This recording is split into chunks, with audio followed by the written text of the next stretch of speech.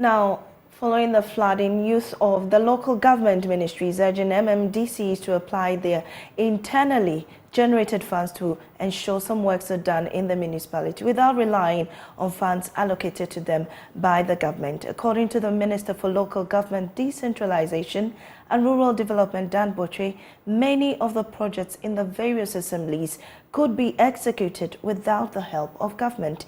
The minister has been visiting various beneficial metropolitan and municipal assemblies of the Greater Accra Region Resilient and Integrated Development Project to assess the progress of the ongoing desilting works in the assemblies. There's more on the report by Jacqueline and Soma Yeboah.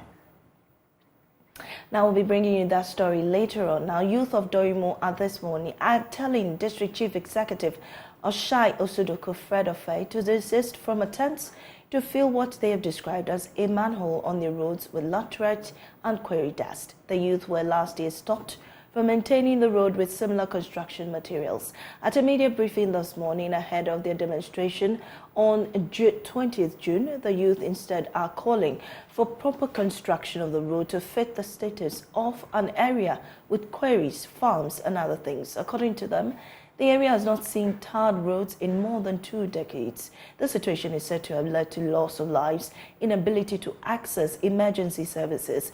Let us go over the phone and speak to our correspondent Kwame Yanka for more. Kwame, can you hear me? If you can, what's the latest on this development?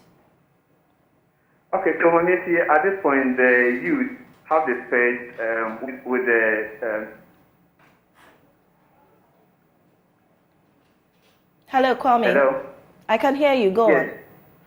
Okay, so Monesi, like I said, the youth have dispersed, having earlier marched up along the main stretch connecting the Tema Akosumbo road because they had earlier picked up information that the DCE leading the assembly, that the South District Assembly, was bringing in these laterite and other materials to fill the said manholes. But for them, this didn't make sense because now they have to be experiencing the rainy season, and in no time, such materials will deteriorate, and then they will back to what they've been experiencing over the years.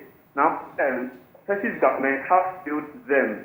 For more than 2 decades, they have been pushing, agitating, writing letters, having meetings with authorities, and all that, and none has yielded to what they would want. So for them, they didn't accept anything short of any road that is of asphalt or bitumen status. So that's what they've been pushing for this morning.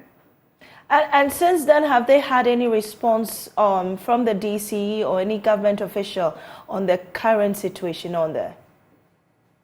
Come again? Have we had any response from any government officials, or of course the DCE, on what they're doing about the situation?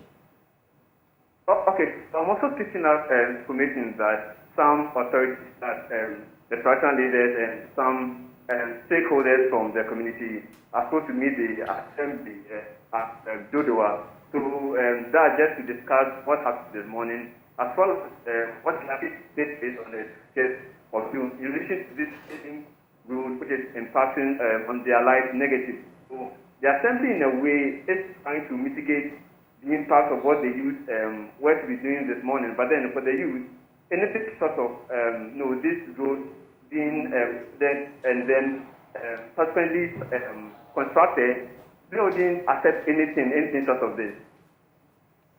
Thank you very much, Kwame Yanka. He's our correspondent in Tema. Now.